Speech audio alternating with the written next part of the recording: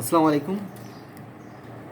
উত্তর এবং দক্ষিণ কোরিয়া দুটি একসময় একসাথে ছিল। কিন্তু পরবর্তী পর্যায়ে আ এই উত্তর এবং দক্ষিণ কোরিয়া দুভাগে ভাগ হয়ে গেছে এবং তার রাজনৈতিক প্রভাব বিশ্বক্ষেত্রে এই দুইটি বলয়ের মধ্যে চলে গেছে। দক্ষিণ কোরিয়া আমেরিকার ব্লকে এবং উত্তর কোরিয়া চীন এবং রাশিয়া এদের ব্লকে চলে আসছে। তো কিন্তু এই দুটি দেশ তারা পরস্পরের সাথে আসলে একটা শত্রুভাবাপন্ন। একই উপদ্বীপে তাদের বসবাস। কিন্তু এই যে বিভাজন, এই যে তাদের মধ্যে ডিভিশনটা, এই ডিভিশনের কারণে যে উত্তর কোরিয়ার অর্থনীতি, রাজনীতি, শিল্পায়ন কিংবা শিক্ষা ব্যবস্থা, তারপরে বিজ্ঞানে কিংবা শিক্ষায় যে অনগ্রসরতা, সেটা কিন্তু দক্ষিণ কোরিয়াতে নেই। দক্ষিণ কোরিয়া আজকে পৃথিবীর বুকে একজন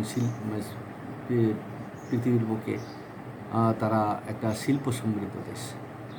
কারণ দক্ষিণ কোরিয়ার যে সমস্ত যন্ত্রপাতি কিংবা প্রযুক্তিগত জিনিসপত্র দেখি সারা পৃথিবীতে সেগুলো সেরা সেরা দেশগুলোর সাথে তারা প্রতিযোগিতা করছে। যেমন জাপানের সাথে, জার্মানির সাথে, চীনের সাথে তারা প্রতিযোগিতা করছে, তাইওয়ানের সাথে প্রতিযোগিতা করছে, আমেরিকার সাথে প্রতিযোগিতা করছে, ইটালি, ফ্রান্স এদের দেশের মতন। এবং সেখানে গণতান্ত্রিকভাবে নির্বাচিত সরকার এবং একটি নির্দিষ্ট মেয়াদ শেষে নির্বাচন হয়, জনগণ যেখানে যাকে চায় তারাই ক্ষমতায় আসে। কিন্তু উত্তর কোরিয়ার বিষয়টা সেরকম। উত্তর কোরিয়াতে একটা একনায়কতান্ত্রিক শাসন ব্যবস্থা, স্বৈরশাসকের মতন একটি অবস্থা। সেখানকার জনগণ আসলে মানে তাদের মত প্রকাশ করার স্বাধীনতা পায় না। তারা মিছিল মিটিং করতে পারে না। সেখানে পত্রপত্রিকার স্বাধীনতা নেই। সেখানে চায় চাকরি বলুক আর সেখানে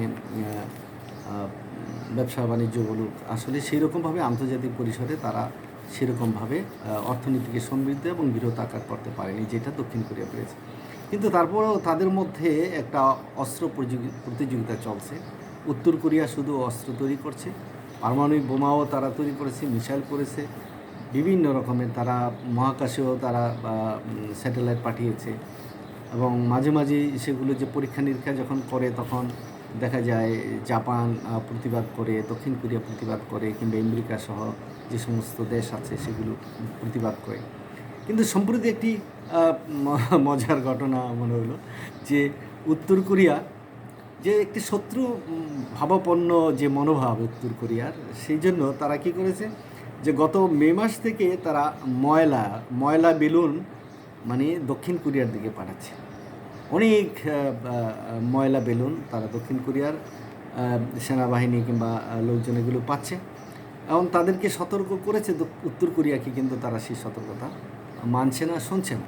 সেই জন্য দক্ষিণ কোরিয়া তারা সরকারিভাবে একটা উদ্যোগ নিয়েছে যে তারা উত্তর কোরিয়ার দিকে মুখ করে লাউড স্পিকার মানে সেখানে দিবে এবং জোরে জোরে সেই লাউড স্পিকার তারা বাজাবে। তো বাজানোর পরে যে একটা শব্দ, মানে একটা ভীতিকর কিংবা নৈরাজ্যকর কিংবা কটু শব্দ হবে, এতে উত্তর কোরিয়ার মানুষজন হয়তো মানে খুব অস্বস্তি বোধ করবে। এটাও একটা প্রতিবাদ। এটাও এক রকমের মানে ওই যে ময়লা বেলুনের এগেনস্টে যে শব্দ একটা ময়লার মতন তৈরি করে, অর্থাৎ এইটা শব্দটাও কখনো কোনো ময়লা হয় যদি সেইটা যদি আমাদের কাছে মানে বিষাক্ত মনে হয়, ওই ধ্বনিটা, ওই শব্দগুলো যদি আমাদেরকে স্বস্তিকর না হয়, অস্বস্তিকর হয়, মানে বিরক্তিকর মনে হয়, এটাও একটা প্রতিবাদ। তাই দক্ষিণ কোরিয়া আসলেও দক্ষিণ কোরিয়া সব দিক থেকেই একটা মানে সমৃদ্ধ এবং কৃষ্টি কালচারও সমৃদ্ধ। তাদের সেখানে গণতান্ত্রিক ন্যায় নীতি, গণতান্ত্রিক রীতিনীতি এবং মানুষের মধ্যে যে মূল্যবোধ, ভালোবাসা, এটা যথেষ্ট পরিমাণে আছে। তাই তারা ময়লা বেলুনের এগেনস্টে ময়লা বেলুন না পাঠিয়ে তারা প্রতিবাদ স্বরূপ তারা কী করছে, তারা সেখানে ওই সীমান্তে, উত্তর কোরিয়ার সীমান্তে দক্ষিণ কোরিয়া বড় বড় মাইক সেখানে বসাবে। সেই বড় বড় মাইক বসিয়ে সেখানে আওয়াজ করবে, বিকট বিকট আওয়াজ হবে, যে আওয়াজগুলো দিয়ে তারা ওইখানকার জনগণকে একটু উত্ত্যক্ত করবে। এবং সরকারও যাতে বুঝতে পারে যে না, আমরা ময়লা ফেলছি আর ওরা আমাদের শব্দ দিয়ে আমাদের উৎপাত করছে, এটা একটা উৎপাত, একটা অত্যাচার। তো হয়তো একসময় দেখা যায় যে এই ময়লা বেলুন আর তারা মানে মানে ছাড়বে না এবং দক্ষিণ কোরিয়াতে এসে পড়বে না। এই যে একটি মজার বিষয়, যে একটা লোক যখন ময়লা দিয়ে মানে আক্রমণ করছে কিংবা ময়লা ফেলছে বেলুনের সাহায্যে, আর সেখানে প্রতিবাদ হিসাবে দক্ষিণ কোরিয়া গণতান্ত্রিকভাবে তারা একটা সাউন্ড, অর্থাৎ শব্দ, মাইকে শব্দ বাজিয়ে তাদেরকে বিরক্ত করার জন্য চেষ্টা করছে। তো এর নাম হলো গণতান্ত্রিক শাসন ব্যবস্থা। যেখানে গণতন্ত্র আছে সেখানে মানুষের মধ্যে ভালো নর্মস কাজ করে, সেখানে মানুষের মধ্যে নমনীয়তা, কমনীয়তা, ভদ্রতা, এই জিনিসগুলো কাজ করে।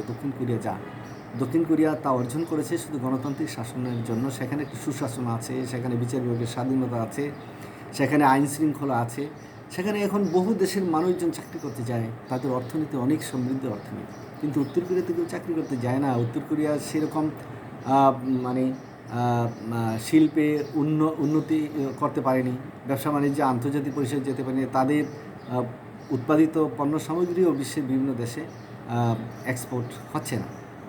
যার দরুন আজকে বিশ্বে আলোচিত সুসভ্য জাতি হিসাবে আলোচিত দক্ষিণ কোরিয়া কিন্তু উত্তর কোরিয়াকে আসলে সেভাবে সুসভ্য হিসাবে তারা গোনে না, এবং তারা জানে যে এখানে একজন মানুষের হাতেই সম্পূর্ণ জাতি জীবন। তো যাই হোক, আপনারা হয়তো এই যে বেলুন, ময়লা বেলুনের এগেনস্টে যে এই যে শব্দ উৎপাদন করে বিরক্ত করা, এই যে একটা প্রতিবাদ, প্রতিরোধ, এটা একটা নতুন একটি যুদ্ধ বলতে পারেন। এটা খুবই ভালো লেগেছে আমার, তাই আপনাদেরকে একটু শোনালাম। ধন্যবাদ।